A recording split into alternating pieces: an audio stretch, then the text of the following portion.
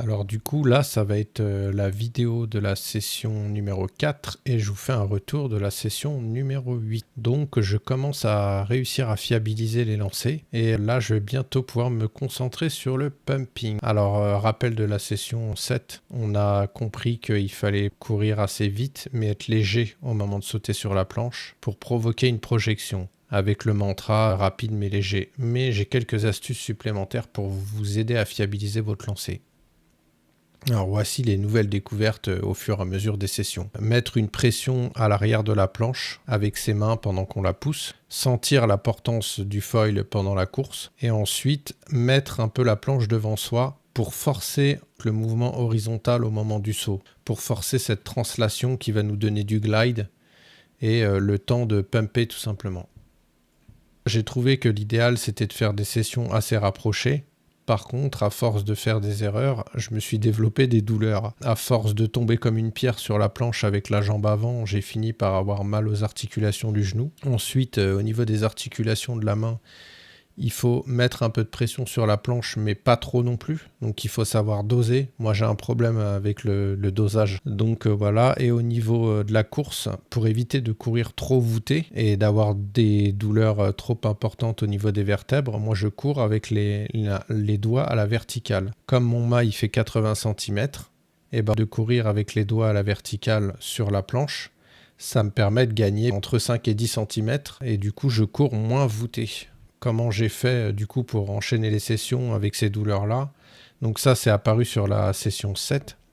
J'ai commencé à mettre des gaines. J'avais une gaine au niveau du genou pour stabiliser un peu les articulations et j'ai aussi des gaines au niveau des doigts comme pour les basketteurs pour éviter les problèmes aux articulations. Moi, alors j'ai un terreau malheureusement un peu trop fertile pour ces problèmes-là où je fais pas mal de tendinite et je commence à avoir de l'arthrose. L'idéal, c'est quand même de se reposer si on sent qu'on n'est pas bien. Mais moi, c'est vrai que j'ai l'impression quand même que d'accumuler les sessions, même réduire à peut-être 30 minutes de session, 1 heure, il faut pouvoir le faire après, mais j'ai l'impression que c'est le meilleur moyen de débloquer en fait sa progression. Alors les prochaines étapes, ça va être d'améliorer le pumping. Maintenant que j'ai les lancers de plus en plus fiabilisés, je vais pouvoir me concentrer sur la suite des événements. Donc mon binôme me dit souvent que je ne suis pas assez penché vers l'avant au moment du pumping. J'ai aussi un problème de timing sur le pumping où je me mets à pumper quand la planche elle est en phase montante et du coup j'étouffe la vitesse totalement et je génère pas de vitesse. Et au niveau du démarrage, pour faire accélérer la planche, il faudrait que je mette des petits coups de pumping assez rapides. Ça, je commence à le faire pour gagner de la vitesse. Alors actuellement, en pumping, j'ai l'impression que je monte une petite colline et je fais retomber la planche. Sauf qu'au bout d'un moment, le pumping, il s'arrête rapidement. J'ai plus de vitesse parce que je pense que j'arrive pas à en générer.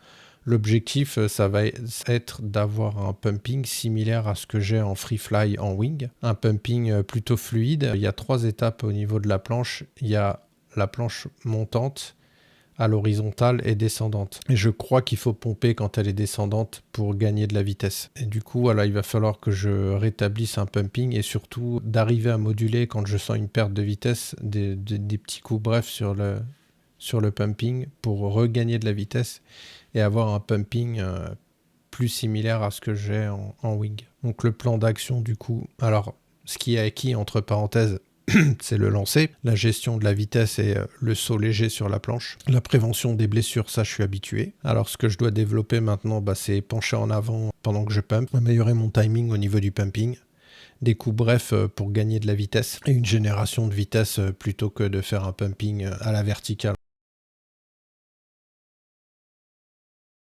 Là j'ai cumulé pas mal de défauts, penché sur le côté et pas assez de vitesse. Je me demande aussi si le fait que la planche ralentisse ne crée pas un déséquilibre qui me fait aller d'un seul côté. Si on fait attention, on voit que j'ai du mal à gagner de la vitesse et que je pompe pas très bien avec la planche en élévation. Alors parfois j'ai le cerveau qui bug et je mets le pied arrière en premier et visiblement ça marche bien puisque j'ai une belle glisse. Alors je suis tombé sur la vidéo d'un youtubeur qui disait que cette habitude de mettre le pied arrière en premier était venue naturellement alors qu'il avait toujours commencé à mettre le pied en avant. Peut-être que ça viendra avec le temps. Donc j'ai regardé la séquence de pumping idéale. Quand la planche elle monte, faut pomper avec le pied arrière. Ensuite, quand elle est horizontale, faut laisser glider. Et quand elle descend, faut pomper avec le pied avant. Alors sur celle-là, on voit que j'arrive à refaire sortir la planche de l'eau, mais que le pumping ensuite est complètement pas efficace. Le pied arrière finira par venir naturellement, je le sens. Je vous montre juste la technique de lancer du collègue, il est en 1350.